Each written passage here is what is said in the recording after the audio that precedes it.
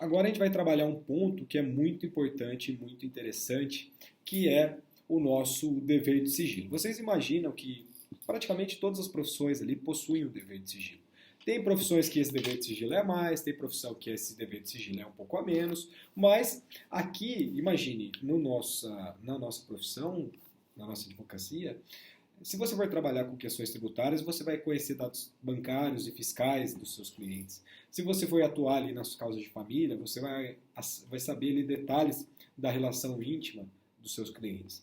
Se você for trabalhar na seara criminal e tem uma galera da sala que ama direito criminal, vocês podem conhecer ali, às vezes até mesmo questões relativas a detalhes de um suposto crime imputado a seu cliente.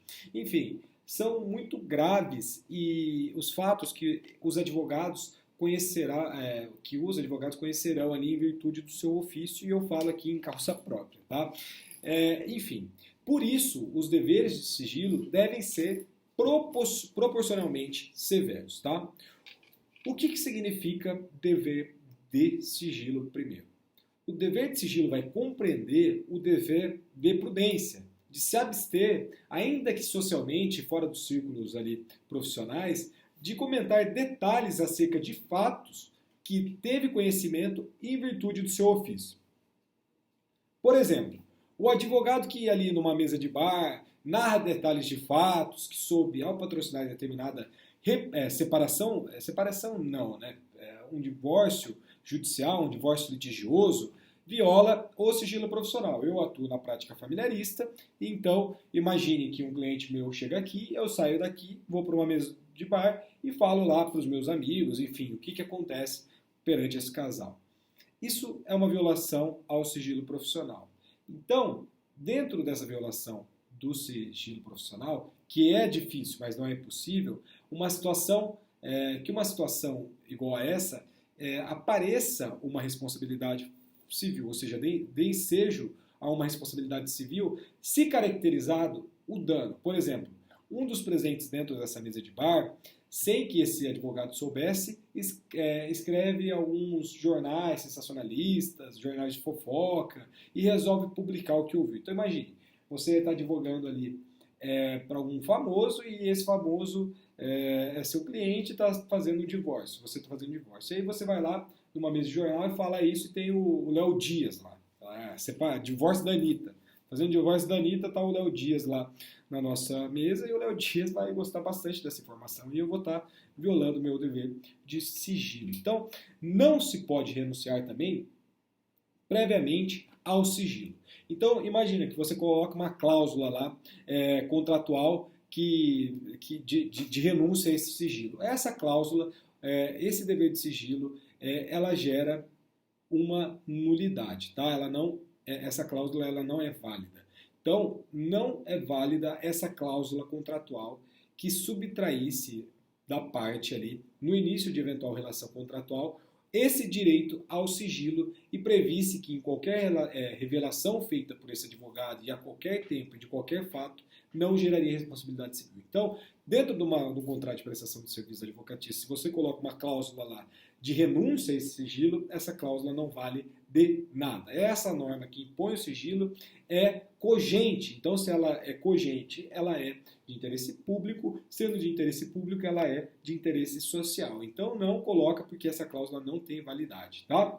E não viola o sigilo a publicação científica que menciona determinado caso, sem identificar as partes, nem trazer detalhes que possam ali que possam trazer algum constrangimento ou ofensa à imagem desses clientes. Então, se o caso é notório, a citação dos nomes dos envolvidos ali não gera dever de indenizar, por quê? Porque não vai existir dano. Olha que interessante. Então, se for um caso notório, não gera o dever de indenizar, porque não existe dano, beleza? Mas, obviamente que, por exemplo, eu sou professor, se eu tiver algum caso interessante, eu posso narrar esse caso interessante, mas eu não posso fazer a citação das partes, enfim, do nome das partes, etc. E também não vai violar o segredo profissional o debate dos fatos e teses entre aqueles que detenham procuração judicial a respeito do caso, ainda que só um dos advogados tenha conversado com o cliente. Então, imaginemos no caso ali do Gugu, né? do testamento do Gugu. Tem uma banca de escritório de advocacia muito famosa e o advogado, ele se autopronuncia CEO, né? Eu não sei se CEO é o termo correto para um sócio fundador de uma banca, mas ele é o CEO desse escritório de advocacia. E ele dá inúmeras entrevistas. Por quê? Porque ele tem procuração para falar desse caso ali, na televisão, etc. Só que se um profissional que esteja ali dentro da procuração, mas não tem um contato com esse cliente, ele também pode dar entrevista e isso não vai gerar ali uma quebra de sigilo, nem nada disso. E também não existirá uma violação de sigilo na comunicação entre quem subestabelece e quem é subestabelecido. Pelo contrário, existe um dever de comunicação e a conduta negligente seria não comunicar. Então, se o seu cliente procura um outro advogado, você tem que fazer o subestabelecimento, é função sua fazer ali uma prestação, um esclarecimento para esse seu outro colega de trabalho que está pegando o caso acerca dessa lide. Por quê? Porque se você não fizer isso, você está sendo negligente. Então, essa não comunicação com esse advogado subestabelecido,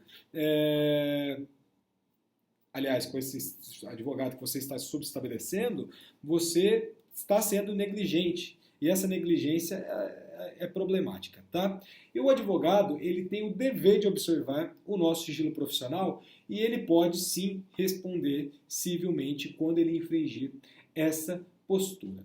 Então, não cabe alegação pelo advogado de afronta ao sigilo profissional para não ser investigado, por exemplo, por crimes eventualmente praticados no exercício da advocacia. Fiz um breve corte porque começou a dar um toró aqui, eu precisei fechar algumas janelas.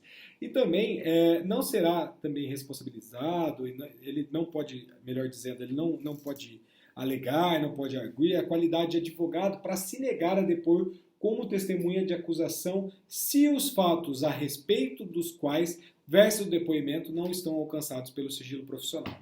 E a proibição de depor diz respeito ao conteúdo de confidência, tá? De que o advogado teve conhecimento para exercer ali o munus para o qual foi contratado. Não sendo esse o caso dos autos, há o dever de depor, tá?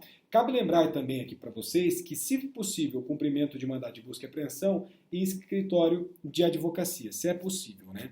A gente teve um caso recente acerca disso, né? Mas, desde que o advogado seja investigado e a medida observe ali os limites impostos pela autoridade judicial, o local de trabalho do advogado ele pode sim ser ser alvo melhor de busca e apreensão, tá? Tratando-se de local onde existem documentos que dizem respeito a outros sujeitos não investigados, é indispensável a especificação do âmbito de abrangência da medida que não poderá ser ali executada sobre a esfera de direitos de não investigados. Então, imaginemos que por algum motivo eu esteja sendo investigado ali, enfim, por algum motivo e tem uma relação escusa com algum cliente meu, alguma coisa nesse sentido. Então, imaginemos fraude à licitação. Estou participando de um esquema de fraude à licitação. E aí, o meu escritório pode ser sim alvo de busca e apreensão, mas imaginemos que eu tenha inúmeros outros clientes que não são investigados. Esses documentos desses outros clientes, obviamente, eles não poderão ser alvos, né, de busca e apreensão. Tranquilo? Então a gente fecha mais esse vídeo e a gente continua com o próximo falando um pouco mais especificamente sobre a nossa responsabilidade civil dos advogados de uma forma de que será necessária a prova da culpa pela vítima ou não. Já voltamos.